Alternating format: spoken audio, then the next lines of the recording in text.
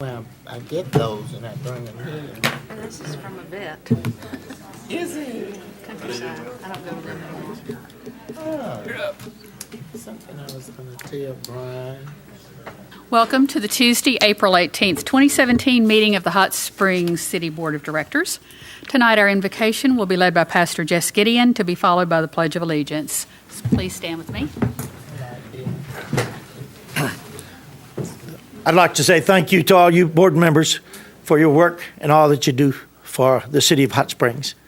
And I say God bless you. And in Jesus' name, we're going to pray today that God will give you wisdom. We pray that God will give you courage, like David. We pray that God will give you tenacity, like Joshua, to keep on marching. We pray that God will give you a determination, like Naaman, to keep on dipping in that Jordan River. And we pray that God will give you the faith of Abraham to keep on believing. And they'll pray that God will give you the love of Jesus to keep on loving, as you have so many different jobs before you to do, and selections like the mayor selection to do, and all these other ordinances that you have to look at and pass and talk about and discuss, and all for the good of our city of Hot Springs. And we pray that in Jesus' name that you will have all these good traits coming your way, and that God will bless you in all your efforts that you do for our great city. And once again, we say God bless you and thank you in Jesus' name. God bless you very much. Amen. Allegiance to the flag of the United States of America and to the republic for which it stands, one nation under God, indivisible, with liberty and justice for all.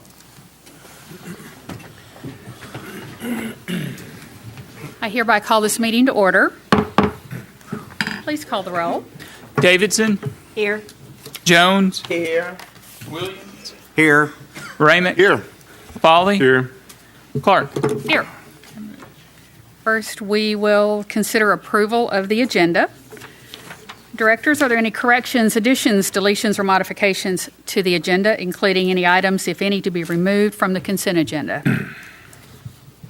Hearing none, may I have a motion to approve the agenda as presented? May I so move? Thank you. Do I have a second? Second. Okay. All in favor, please say aye. Aye. All opposed, please say no. Motion is adopted. Now we'd like to consider approval of the minutes. Are there any corrections, additions, deletions, or modifications to the minutes? Madam Mayor, I move for the approval of the minutes for all three of these meetings, March 13th, 14th, and 21st. Thank you. Do I have a second? Second. All in favor, please say aye. Aye. All opposed, say no. Motion passes. Glad to see everyone here this evening, here and also who's watching out there.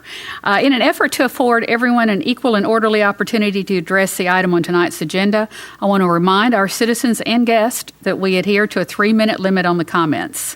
For your convenience, we will display a clock timer on the monitors above. Out of respect for all of us, we ask that you honor this request. While members of the board may have questions of the speakers, I ask that any general comments be reserved for the board discussion after all the speakers have been heard. As a reminder, would everyone please speak into the microphone so that everything can be heard by those attending and those viewing the meeting. We ask that all cell phones be silenced during the meeting. Please refrain from any disruptions during the meeting.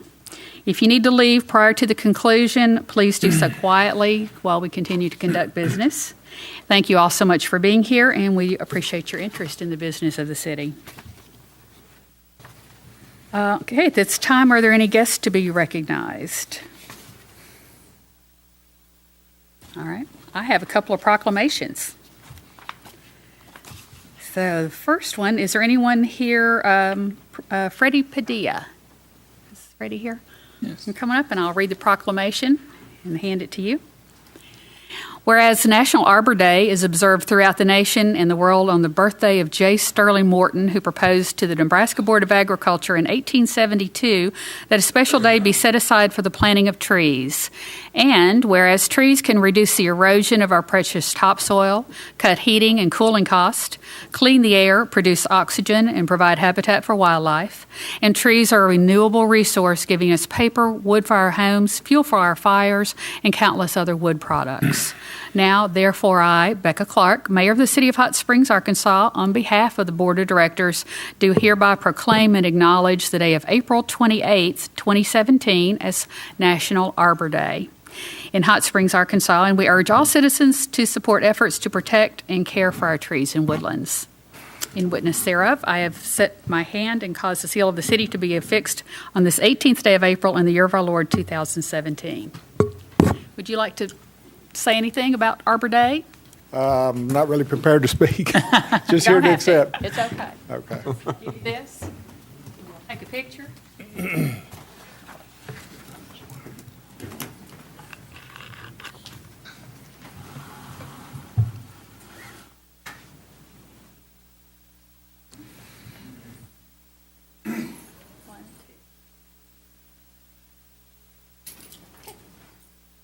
Thank you. Thanks for coming.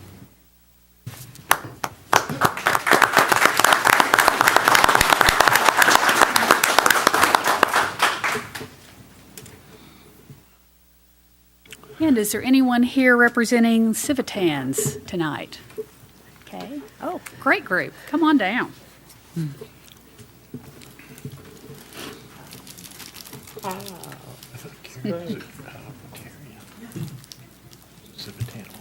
So good. Yes.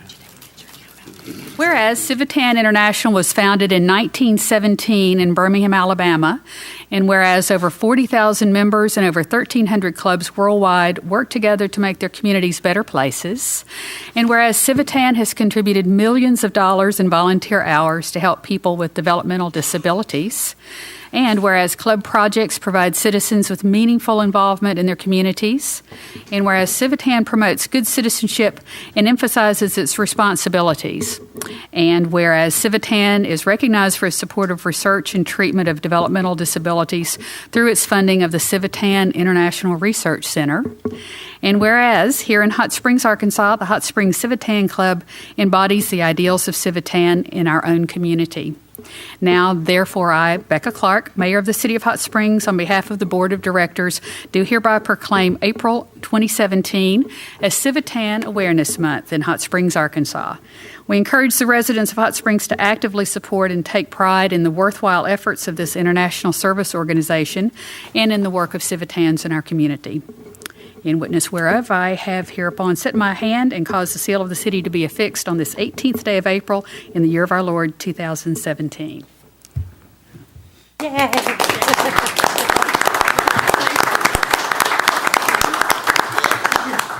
Nobody's talking tonight, I've read your agenda. You have plenty of stuff to take care of tonight without comments from me. He's guilty. But we do appreciate this. Yes. To get a picture. Present to President Clay, if you don't mind. Over here with you, Lance. Get out of there.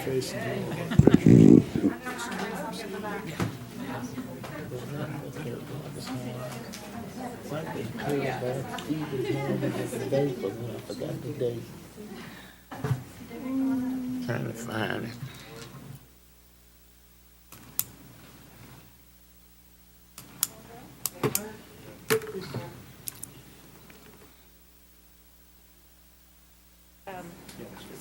It's taking a selfie. Thank you. I don't know how to change it. It's not going out. It's taking a picture of me. There you go. Yeah. Here's your picture. Oh, it's not of you.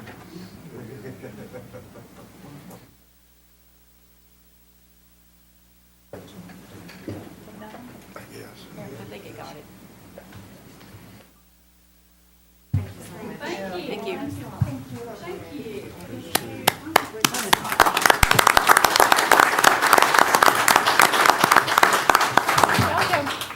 I got it.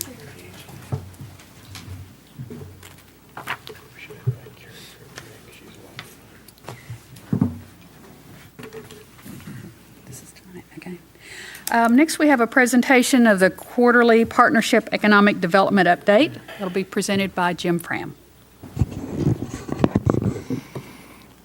Thank you, Mayor. There are a couple publications at your place. The first one is, I don't think all of you were able to attend the annual meeting, but this is the annual report from 2016. And I want to give each one of you a copy. I also wanted to let any of your constituents know that if they would like a copy, if they would call our office or they can come by the office and pick one up, we'd like to get a copy in the hands of anybody who would want one. The other publication is the new strategic plan that started January 1st called Vision 2020. And same, if anybody would like a copy of that, we certainly make that available. Our Vision 2020 is a 3-year strategy. It has 3 primary components. Those components consist of the continuation of our very successful downtown development program, of business retention and attraction, and that's working with both existing businesses that are already located here and businesses that might be recruited in. And then last year, we were able to visit and survey 73 companies, and the number one issue that really affects companies in our area is talent, is the ability to find somebody that has the education, the training, and the work ethic to work in their place. So that third component is talent development. We are also engaged in raising private dollars to help fund this. This goes with the dollars that Garland County contributes and that the city contributes for contract services. And proud to tell you that last week we passed the $1 million mark on our way to raising $1.2 million. We have retained nearly all of our previous investors in the program, which is always a sure sign that those investors have been satisfied with the results of the last 5-year program. Also proud to report that Arkansas is one of 28 hosts to a basic economic development course that's put on by the International Economic Development Council, and along with a new member of our staff, Zach Bland, and a Chamber Executive Committee member, Gary Troutman with First Security Bank. Airport Manager Glenn Barentine attended and graduated from that course, and that course is it's a basic course, and it's an opening to other professional development programs that IEDC puts on. Also want to report to you that in February we participated in the Idea Exchange of the International Council of Shopping Centers, which was held in Little Rock. And it was an opportunity to interact with about 60 developers, both from inside Arkansas and outside Arkansas, that work mostly on the development of retail properties. And it was a chance for us to get known in front of them, and we had some printed material that we distributed there. We will be participating in a regional idea exchange for ICSC that will be held in Dallas, probably in the October-November timeframe. We hosted last week a luncheon for our trustee-level investors, of which you all are one, and we share some information and insights into projects that we're working on. City Manager David Frazier attended that luncheon representing you. This morning we had a second meeting with a group out of Little Rock with Little Rock Chamber. Conway and Pine Bluff were also involved in the meeting, and discussions are beginning to forming a regional marketing effort for Central Arkansas that would include Hot Springs and include Garland County. Also had a meeting recently with my counterpart with the Malvern Chamber of Commerce, the chairman of their economic development group, representative of Genesee Wyoming Railroad, who owns our short line railroad here in Hot Springs, and we talked about the possibility of the development of the 270 corridor between Malvern and Hot Springs. Just very quickly, that corridor has a 5-lane highway, which is obvious. It also has rail. It also has 4 electric substations, probably more electric power, affordable electric power available along that corridor than any place else in the state of Arkansas, and it's a good reason to begin develop. I'll very quickly give you our project report. We have 7 active projects that we're working right now. They all include existing employers here in Hot Springs and Garland County. 4 of those are anticipating adding new jobs. 5 of those are anticipating adding a significant new capital investment in equipment and buildings, and 5 of those already have an AEDC, Arkansas Economic Development Commission project manager assigned to those. So with lack of some product that we have, we're pretty excited about being able to work with those existing companies. At this time, we recognize all the different levels of our investors, and obviously the city is a trustee-level investor. And Mayor Clark and City Manager David Frazier serve on our board, and I'd like to ask them to come forward. And our chairman, James Montgomery, would like to present a token of recognition for your investment in the partnership. I'll say.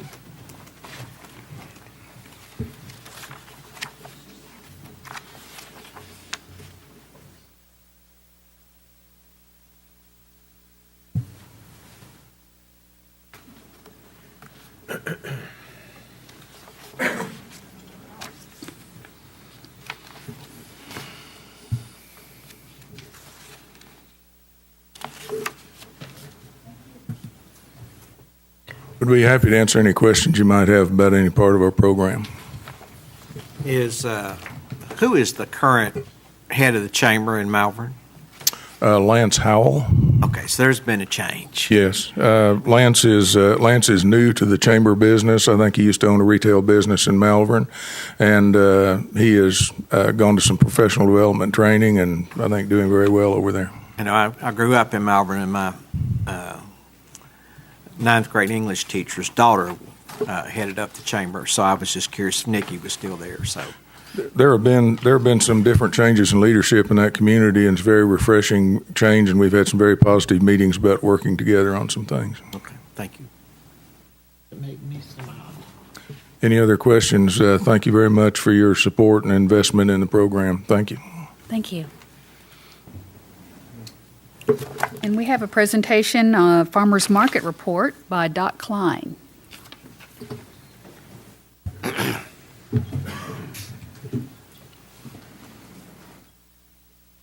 Good evening, ladies and gentlemen, members of the board. Thank you for having me here tonight.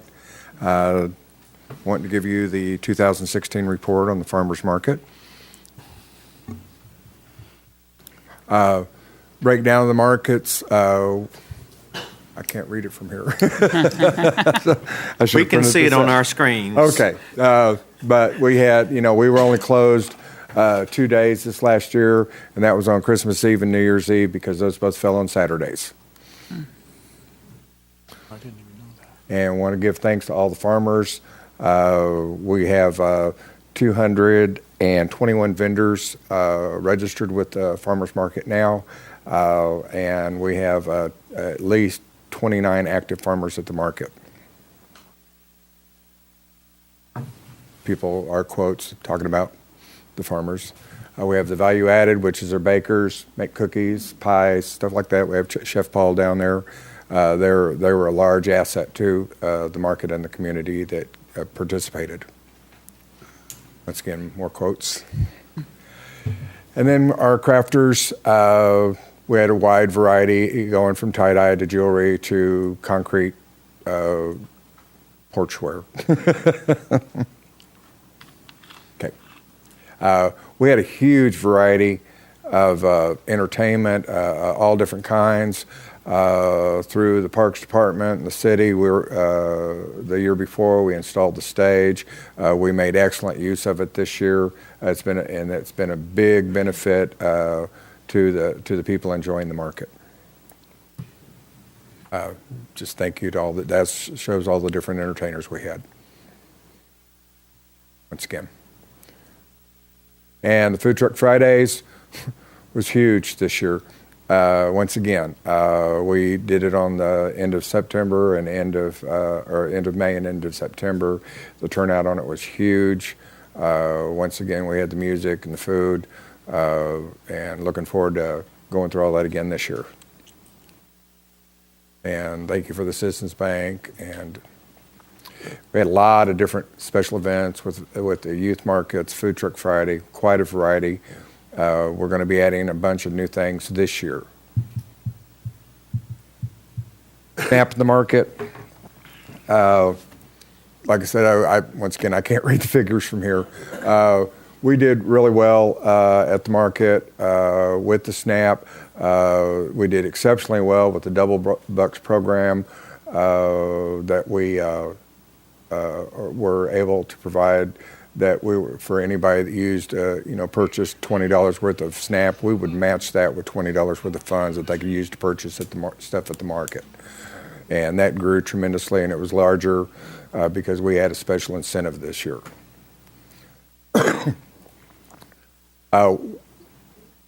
The numbers, we have WIC, we had, no, it's fine. We had the WIC program for all those. We had 11 last year. We got 12 signed up this year. Youth market, we were averaging 12 to 15 kids. We do that at the end of the month, each month. It's been tremendous success, and everybody works with the kids to help them learn how to market. Right. Total income was $16,957.35. Total expenses were $15,941.68, leaving us a net income of $1,015.67. Full breakdown, P&L. And that's what I had. Thank you very much. Are there any questions? Thank you for having me. Food Truck Fridays just twice this year again? Yes. Just the 2 times? Yes. Everybody loves that. Oh, I know. It's just so hard to staff it and fund it for that it was just not feasible to do it every month. Find you a co-sponsor. Eventually. Thank you. Thank you.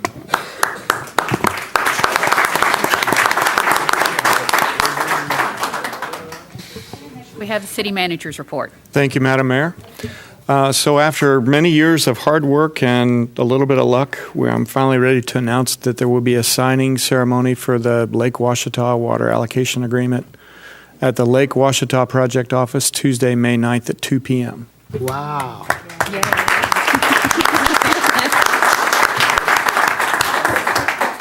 A lot of people in this room and throughout the city worked on that, and particularly Bill Burrow, who stepped out for a minute. I just want to thank all those for their patience and their enormous hard work on that, as well as our partners at the Corps of Engineers. Next, the 19th Annual Corvette Weekend Gathering is April 21st to the 23rd. The Corvette Parade is Friday, April 21st, beginning at 4 p.m. right here at the Convention Center. The doors and windows in this building will be rattling with enthusiasm. The avenue will go up through Gulf Gorge, ending at 5 p.m. at Hot Springs High School. Motorists are advised to choose alternate routes during the event. Also, there's an Upcycle Sculpture Festival. This is sponsored by Parks and Trails and the city's Arts Advisory Committee.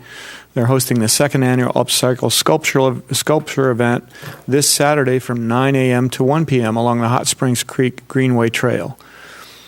Local students and artists will have salvage to sculpture creations on display, and festival participants can vote for a People's Choice Award, and the festival is free to the public. Also, there's a farm-to-table taco party planned for Saturday, April 29th from 5 to 8 p.m. to benefit public-private projects, such as the David Watkins Park and Park Avenue decorative street lighting. It'll be held at 910 Park Avenue, right before the Majestic Lawn movie is shown, which is a segue into the Majestic Lawn movie. It's a screening of Metropolis, which is a classic 1927 sci-fi film. That'll take place at 9 p.m. on Saturday, April 29th at the Majestic Hotel Green Space. The movie will be accompanied by a live performance of the movie score.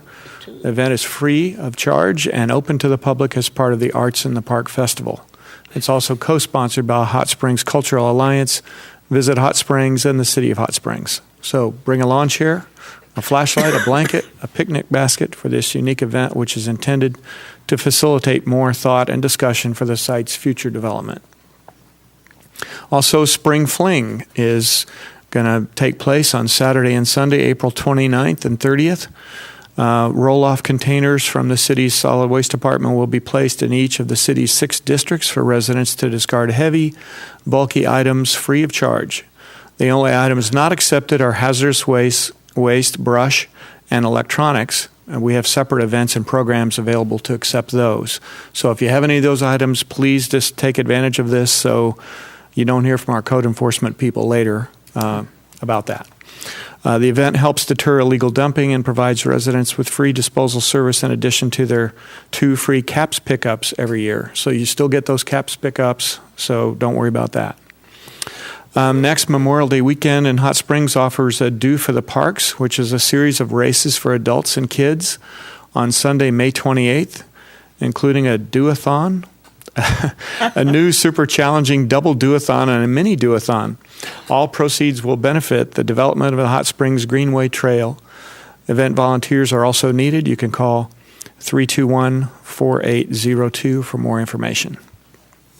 And last but not least, District Court will be closed Thursday and Friday for the staff and judges to attend the annual Arkansas District Judges and District Clerks Conference. That's all I have. Just one question about your report on the cleanup. I assume that tires are excluded as one of the items that we would take of those bins. Is that correct? Do you know? That's correct. They will take them. We will take tires. Okay, that's good. I didn't think we would, but that's good. Yeah. Okay. And we also have a recycling center. You can drop those tires off anytime there as well. So that's all I have, Madam Mayor. Thank you. Do any directors have any announcements about upcoming events? Do. Suzanne? Hold on, I'm trying to find it. Well, echoing part of what the city manager said is about Arts in the Park. A 10-day celebration of the arts is set to kick off April 28th with the launch party at the historic Mountain Valley Spring Water Building. And you can get your tickets through hotsprings.org. And then 28th and 29th is studio tour. We have a lot going on in District 1, Whittington and Park Avenue, and then up Highway 7. So there's several studios in the area, including myself. Also, here's the little flyer about the it's a party, the taco farm to table taco party. It's going to be located at 910 Park Avenue, where the food truck that belongs to It's Good Food is going to be stationed this summer. So we're looking forward to that. They'll be available for meals on the weekends. But participate and go to hotspringsarts.org for a full schedule. Also, the current issue of the Springs magazine has a full listing of all the events.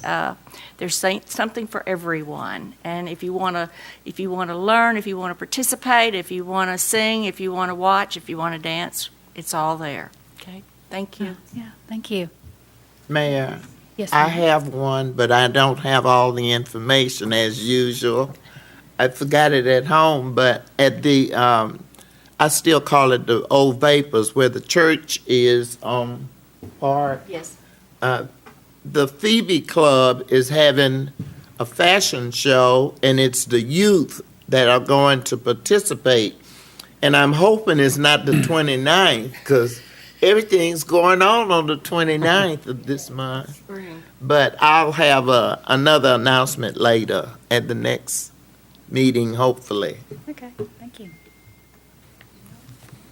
Okay. Counselor, you have something that, No. we do that later? Okay, all right, we'll do that later. All right, the next item of business is consideration of the consent agenda. Items in this section are of routine nature and will be considered as one item of business without discussion. I'll now entertain a motion to adopt this consent agenda. Yes, sir? Madam Mayor, I move for the adoption of the consent agenda. Okay, is there a second? Second. Please call the roll. Yes. Jones, Aye. Williams, Aye. Ramick, Aye. Folly, Aye. Davidson, Aye.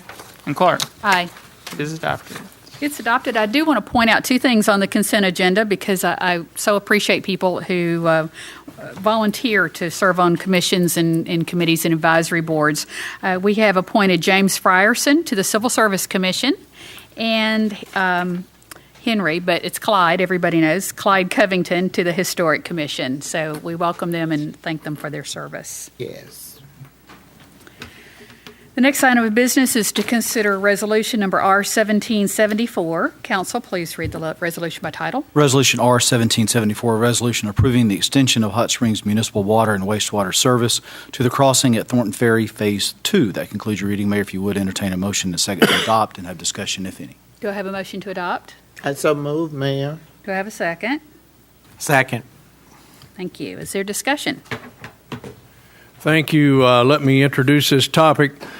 This is a request from a developer to extend water and sewer and have approval to connect 176 apartment units at the crossing at Thornton Ferry Phase 2. Phase 1 was built in 2005. 112 apartment units were built at that time on this site, and because there was an original submittal of a total of 288 units that went through our planning commission process and were approved, but only 112 were built. And since that time, that phase 1 has been sold to a different property owner, and a lot split has been created so that now the remaining property is a separate parcel of land owned by a different owner. And that property is the one that where they are requesting 176 new apartment units. Since that original approval, the Planning Commission approval for the project and the water and sewer approval, health department approvals have all expired. It was 12 years ago. So those would have to be renewed, and they would have to take this project back to the Planning Commission. I might mention that their engineer's estimate is that this project would require 34,320 gallons each day on an average basis, and on a maximum day basis, 3 times that amount, which is 102,960 gallons a day. To break that down, that's equivalent to about 93 single-family, 3-bedroom homes.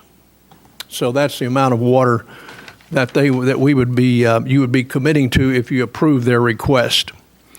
As you know, we've already had a couple of instances in recent years where our water production at our water treatment plant has been at its maximum amount. The city has obligations to our 36,000 current customers. We also have obligations to serve the Diamond Head community, the city of Mountain Pine, and the Royal Water District. We also have made a contract with North Garland County Water System to provide an emergency connection for them in case they have an emergency need for water. There are about 1,000 existing platted lots in Garland County where we have already approved and they built the lots. No homes are on those lots yet, but we have made a commitment to serve those lots. In addition to that, recently the board passed an ordinance that committed the city to provide a 5/8-inch residential water meter to any lot of record in Garland County, including for residential purposes and for residential or commercial purposes for any lot of record within the planning area. To kind of put a frame around that, in the last 4 years, we have reviewed and approved 1,530 new connection requests to our water system, which is an average of about 380 per year. And if you look at the amount of water that's being produced at our water plant, divided by our 36,000 customers on a maximum day basis, those 382 connections each year mean that you are committing we have been committing about 240,000 gallons a day of our capacity each year or about 1 million gallons a day every 4 years. We're committing at the rate we're going right now with the requests that we receive and approve. We're committing about another 1 million gallons a day of max day capacity. And water treatment plants are measured based on max day capacity because they have to provide that when it's needed. So that's just kind of, there you have it.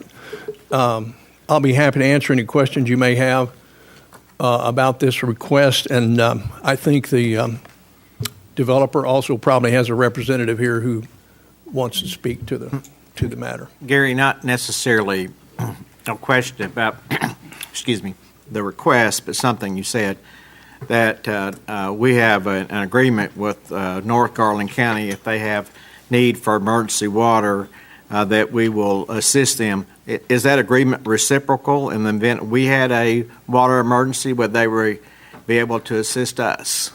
No, sir, it's not, because their water mains are usually 2, 4, 6-inch size water mains.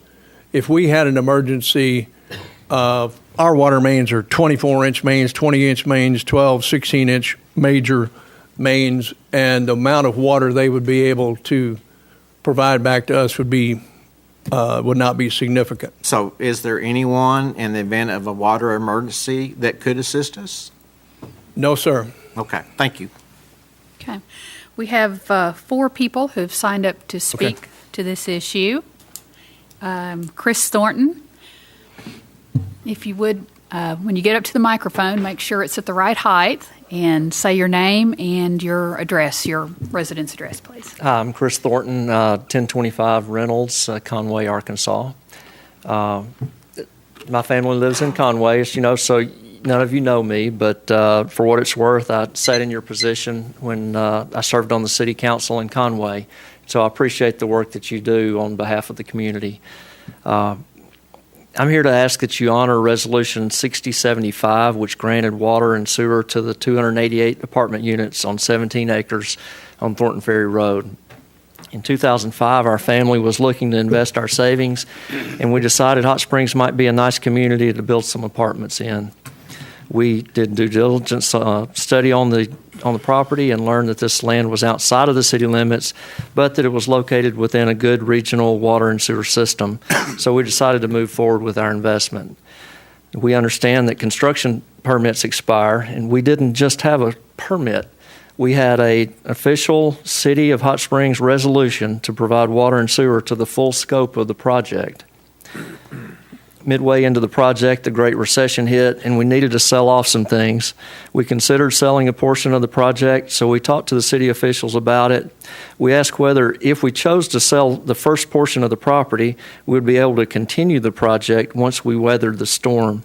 You told us that we could, but in order to do so, we would have to do an official lot split, and we needed to dedicate an emergency access easement to Phase 2.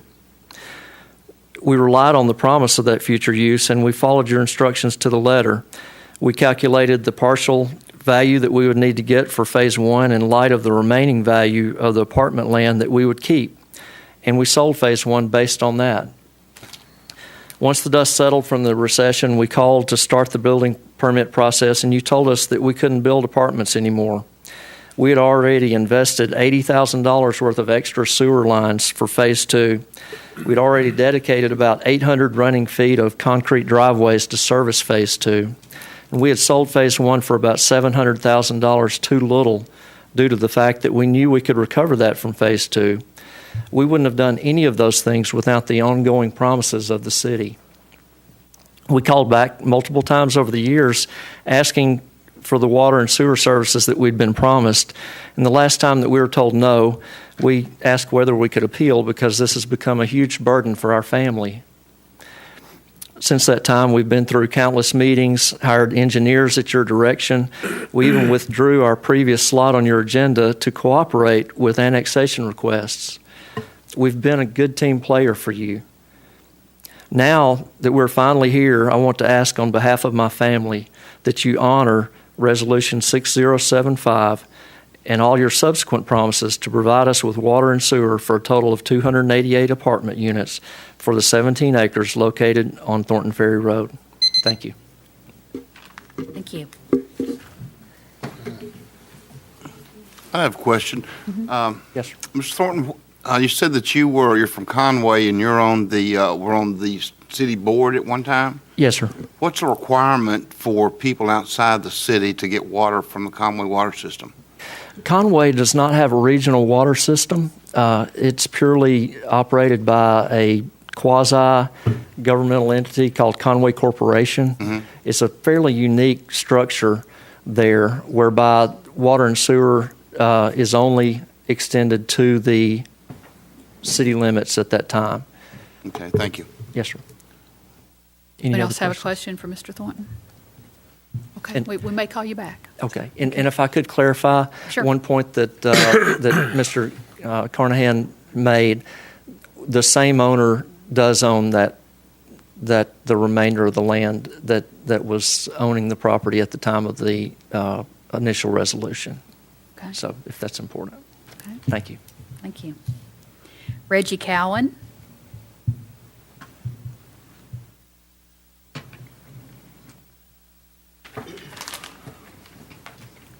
Reggie Cowan, 120 Rosemary Drive. Thank you, Board. And I'm neutral on this resolution.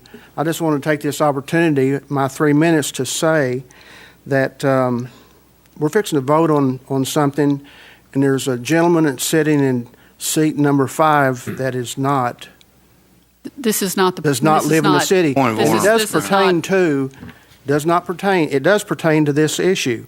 On December the 20th, No, sir. 2016, I addressed the city board about forced annexation. At the end, Mr. Ramick asked me, "Are you aware of what the vote was on Act 109?" My reply was, "Just because it's law does not make it right." Evidently, Mr. Ramick wanted to justify his and the board's decision to force areas outside the city limits without a vote by making reference to the underhanded Act 109. His question infers that he is only doing what is lawful. At that time, I didn't know that Mr. Remick did not live in his city district. So my question now is, how can it be lawful that you are still sitting in that chair?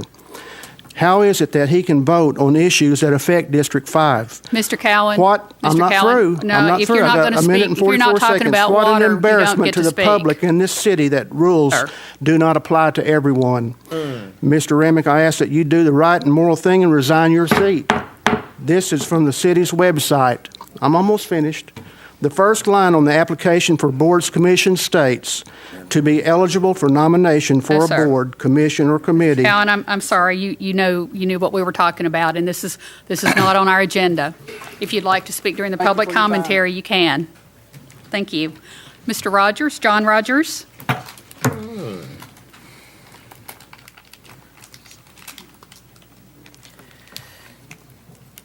Thank you for hearing this on the agenda tonight. My name is John Rogers with B&F Engineering, 928 Airport Road here in Hot Springs. So I'd like to speak briefly about Resolution 1774 from an engineering perspective. I got 4 quick points. The resolution is for extension of the Hot Springs water and wastewater service to this proposed development. And number one, we studied, Chris Engineers actually performed a detailed study of the water capacity and found that the City of Hot Springs has adequate capacity for this proposed development without any improvements. So we do have the capacity for the proposed development. Excuse me, sir, I didn't understand that last comment. Would you repeat that, please? So Chris Engineers did an independent study of the capacity as it is now. And Whose capacity? The city's capacity with capacity water? to serve our proposed demand and found that it was adequate. Okay, thank you. And RJN similarly looked at the wastewater capacity to serve our needs for this proposed development and did find, as noted in the resolution, that the off-site public pump station Grandview Lift Station number 3 does need some improvements to handle the proposed capacity, the demand that we have for wastewater service. So, but we acknowledge that, and my client intends to make those improvements to that lift station, consistent with this resolution 1774. A couple other things. The resolution is a bit inadequate. As it circles back and references the ordinance number 6170 that limits us to 1 5/8 meter. And so that is an obstacle to this development. That would be insufficient for the demand that we have. And so our proposal is that meter size be increased to such a diameter that we can serve this proposed development. The water and sewer has been extended into phase 2, and so we're not asking for any extensions, as the resolution indicates that we are asking for extensions, but we're not looking for any extensions. All the water and sewer going forward would be private, but we would need you to consider increasing that water meter, that single water meter diameter. Thank you. I have a question. Are there going to be individual meters to each apartment? No, sir. What we were thinking is a master meter. Okay. I think that aligns better with the ordinance, where it says there's 1 5/8 meter is available. And so, but with that 1 meter, we would need a larger meter than 5/8. Okay, so you're going to rent the apartments with the water included in the rental fee? Correct. There is a strategy to sub-meter on the private side of the master city meter, and we might entertain that. But otherwise, we would cover that in the overhead for the rent. So will there be an impact fee paid on 176 units? There would be the impact fee to make the connection for the 1 meter, and then the base rate on a monthly charge would be larger because of the larger diameter meter.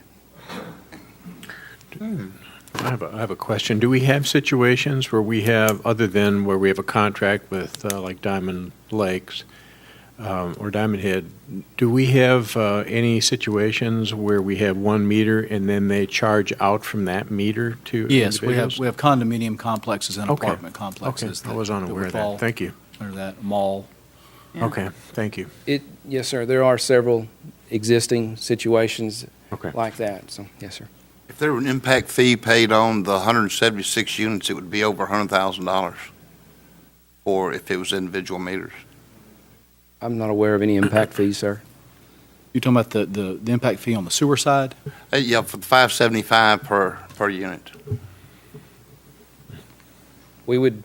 The original resolution in December of 2005, it was approved, it was vetted out and approved, requested 11 meters for the Phase 2 development. Okay. So at maximum, we would do 11 5/8 to 1 inch diameter meter. But what my amendment to the resolution that I'm asking you to consider is it's closer to the current policy for one meter, but we would just need a larger meter, sir. What size meter would you be looking at? It hasn't been sized, but approximately 3 inch in diameter. Okay. Which is similar to what the meter size that serves our larger hotels. Okay, thank you. Thank you. Thank you. Questions? Okay, thank you, Mr. Rogers. Dylan Potts.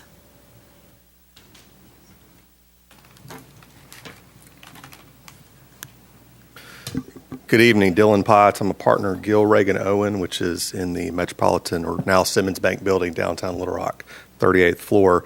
Our firm represents Chris Thompson, the developer in this matter.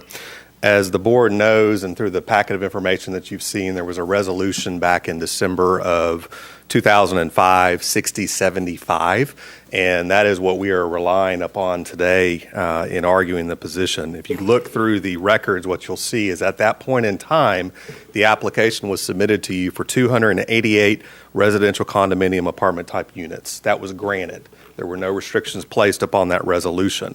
In reliance of upon that resolution, Mr. Thornton developed Phase 1. You heard Mr. Thornton talk about the reasons that he decided to not proceed with Phase 2, but you also heard him explain how he expended in excess of $100,000 in reliance upon what the city had granted him, putting into the works the infrastructure so that when he was ready to complete Phase 2, it was turnkey. He'd be ready to go.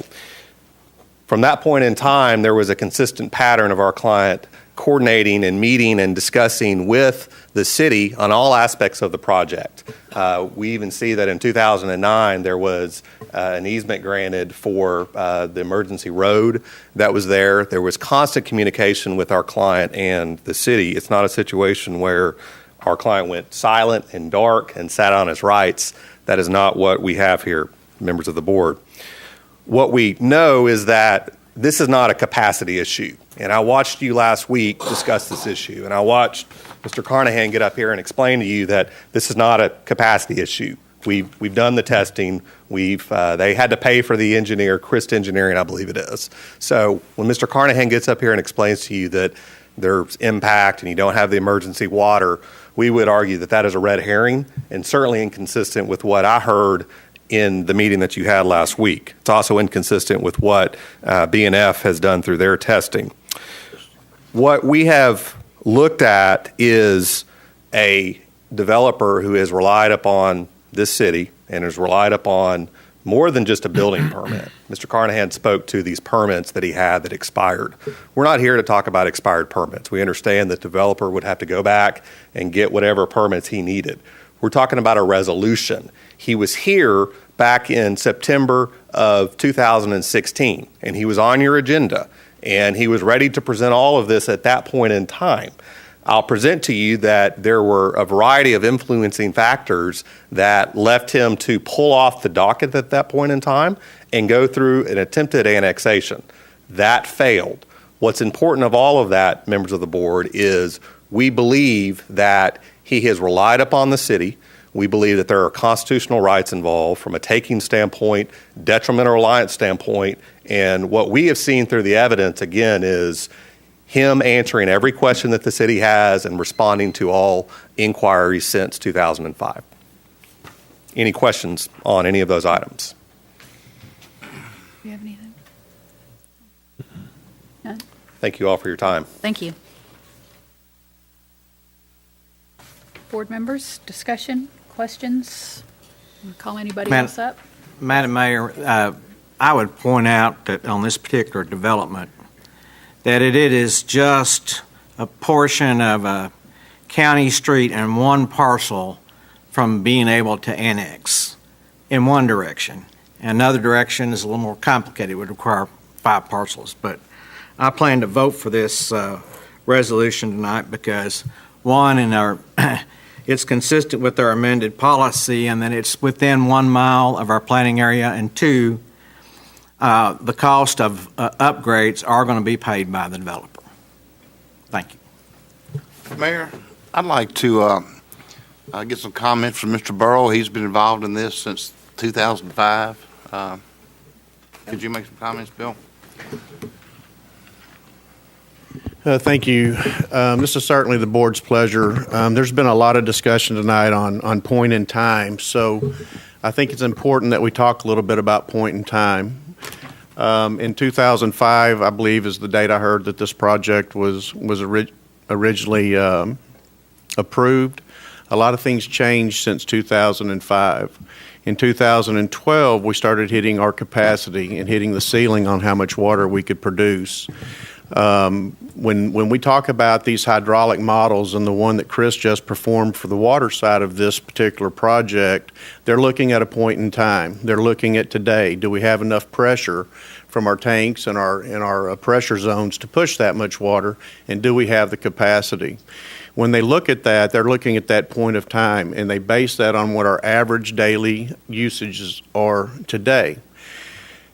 I talked with Christ Engineers today, and I asked them, for my own education, let me make sure I understand this model again, because we've had a lot of conversations over the years about capacity. If this was 2012, that particular hydraulic model would come back and say you absolutely do not have the capacity to do that. Because what these models look at is that average daily amount currently. So what does that mean? In 2012, we had a drought. And we were making all the water that we can make, and our tanks were still falling. And there's a few things that have changed since 2012. One is we've approved 1,537 connections since that time, actually since 2013. We've got 1,000 on the books now that we've approved that have yet to be developed. We have the Royal Water District. That's a huge obligation for us. That district, what most people don't understand, is 3.5 times the size of our city. So what else has changed? We've made a lot of progress on our leaks and trying to repair those leaks and keep as much capacity in our system as we can. The other thing, which is the biggest factor, is the weather. We've been very fortunate over the past 4 or 5 years to have very wet, mild summers. If 2017 is a summer like we had in 2012, we don't have capacity to do anything. That model does not take in consideration the things I just talked about. It only looks at that point in time. It also does not take in consideration that it's going to be at least 4 years for us to get additional water into the system. I think the project's a good project. My only concern is whether we have the water to be able to commit to those things if we have a hot summer. Because if we have a hot summer, 30 days, 95 degrees of no rain, we don't have enough water to supply what we have now. So I don't know what a crisis is. It goes back to what your definition of crisis is or whether we have enough capacity. But I think you have to have that information in order to make a decision on what you do tonight. And that's with any of these that we look at. Doesn't matter whether they're inside or outside of the city. It matters what we can do in the tanks and what we can produce. So I think we've got some good news coming on an additional water plant, but we're still years away from being able to have water in the pipe. So when we talk about point of time, that's what point of time means. It means what it is today. It doesn't take in consideration the weather that we had in 2012 and the amount of time for us to have additional water. I'd be glad to answer any questions on that.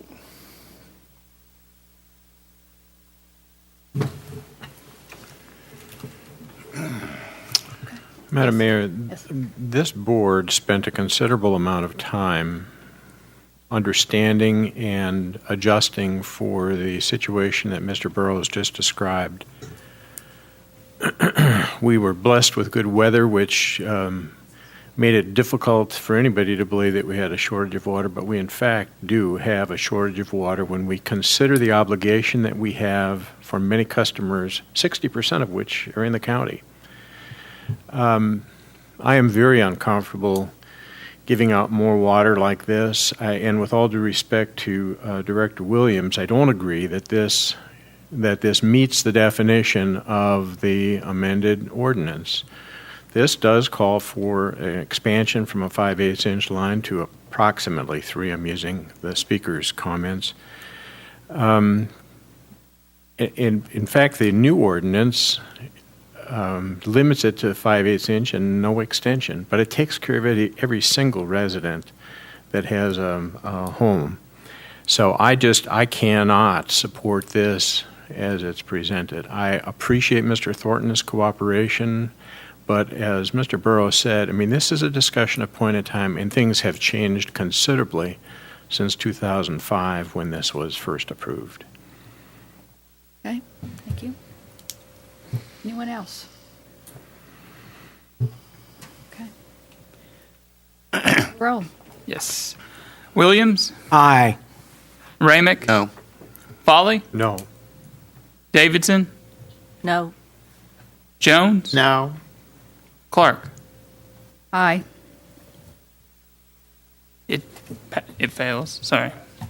Okay, resolution fails. Next, we'll consider resolution number R-1775, a resolution awarding a bid for Arkansas Highway and Transportation Department. Council, would you please read by title? Resolution R-1775, a resolution awarding a bid for Arkansas Highway and Transportation Department Highway 7 South Utility Relocation Project to Diamond Construction Company, Inc. That concludes your reading, Mayor. If you would, entertain a motion and a second to adopt and have discussion, if any. Do I have a motion? So moved. Second? Second. Okay. Discussion? Mr. Carnahan. Thank you, Mayor.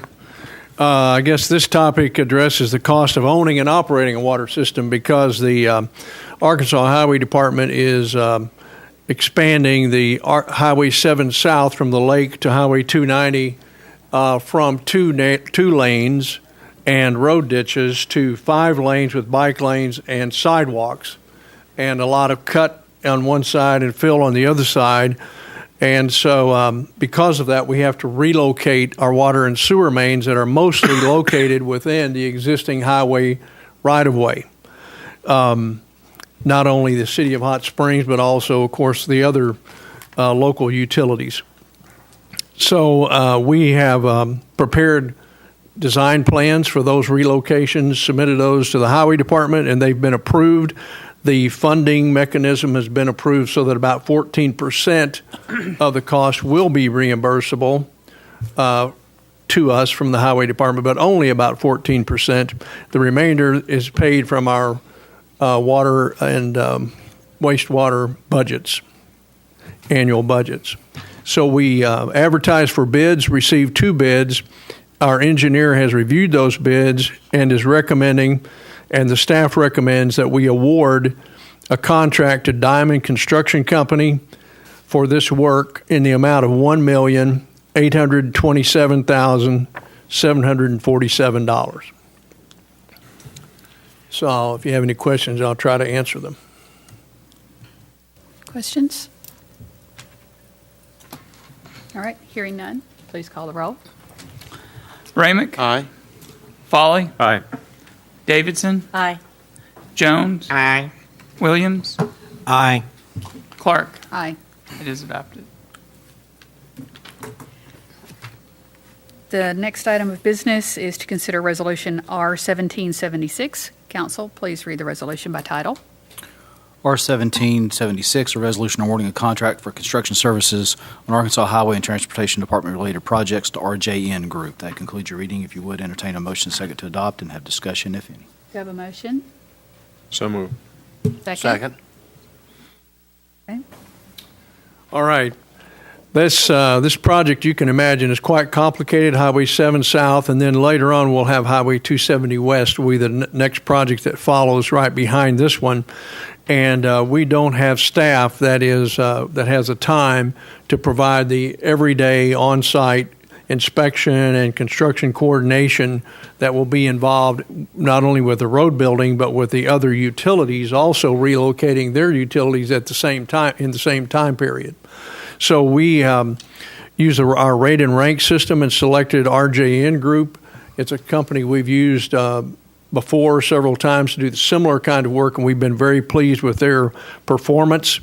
And so we would like to ask the board to approve a contract with RJN Group for construction services for these highway department projects in the amount of $216,555. Carmen, what period is this for? Is it for both the projects? This is for a calendar year period, and we believe that the Highway 7 project will be totally completed by December of this year.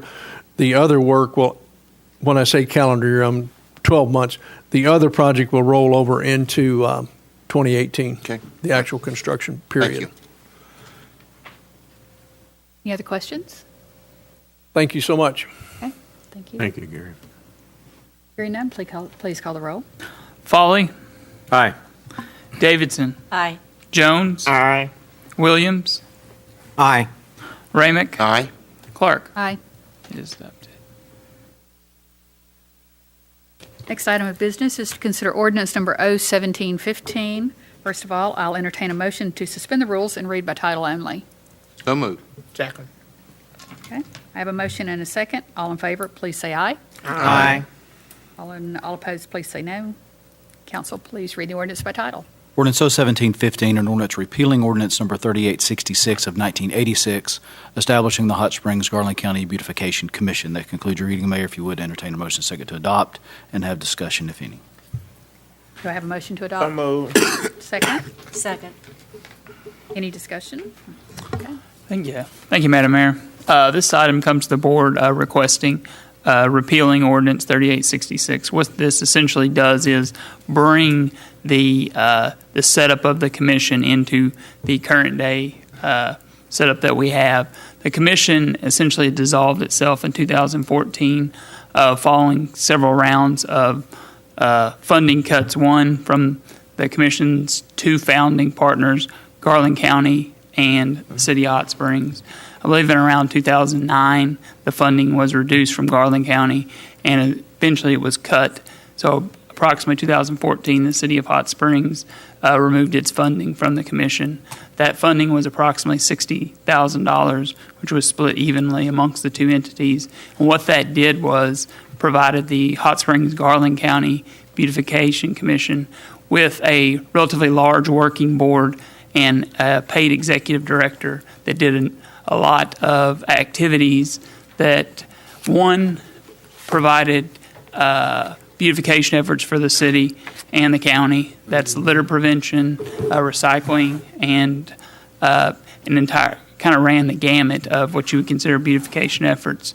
However, since that time, the commission, as it evolved over time, a lot of those activities were picked up from either the City of Hot Springs departments, that would be your solid waste department, Parks and Trails, and then also with Garland County, the Sheriff's Litter Patrol. So there was and you also have numerous nonprofits that provide the assistance, such as your Hot Springs Master Gardeners. They do a good bit of that as well. So really what this does is it does repeal the ordinance and cleans up the code book and removes the commission from that. However, one thing that staff will be bringing at a later date will be the creation of the Keep Hot Springs Beautiful Commission, and it will be very similar to the Hot Springs-Garland County Beautification Commission, but it will be positioned in a better light to deal more directly with the City of Hot Springs, and it will kind of target on a lot of those functions that had occurred previously, one being litter prevention, litter pickup, beautification and greening of the community, and recycling type activities. So that's what this proposed ordinance does. Do you have an estimated time frame for that, for the new one? We do. That particular Keep Hot Springs Beautiful Commission will be an affiliate of the Keep Arkansas Beautiful, which is also part of Keep America Beautiful. That's about a 4-month process once you get your commission set up.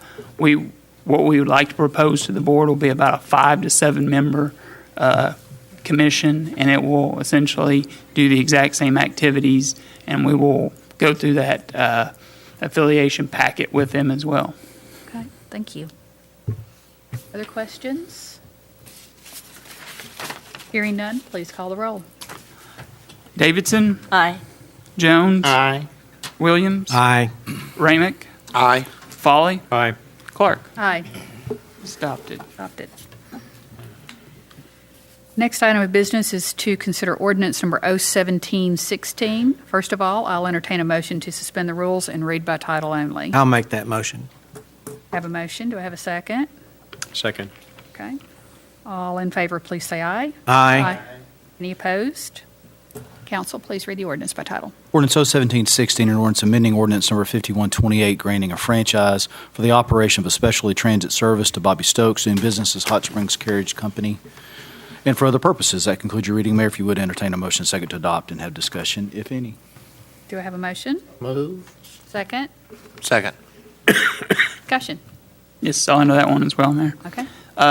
This item is, as you've probably seen around town, the Hot Springs Carriage Company. This is the horse-drawn carriage, and pursuant to the Hot Springs Transportation Code, the board can enter into a franchise agreement, it's non-exclusive agreement with a provider. And Bobby Stokes has been that provider. He does business as Hot Springs Carriage since about 2002. And really the agreement itself had not really been amended or revisited in some time. And really one thing that we wanted to do was to review that and update the agreement for any type of operational or service issues. And really what we're looking to do is to bring the personnel attire and kind of their presentation into a more professional manner. And one of the things also that it'll deal with is any complaints or issues that citizens have. And that's one of the things that we're looking at for all of our transportation permits is that those patrons are not always aware of, one, who was the company they were dealing with, and then also, if they do have a service issue, how they track that back. So really what this amended ordinance and agreement does is gives those provisions to the operator. Questions? Further discussion? Okay. Hearing none, please call the roll.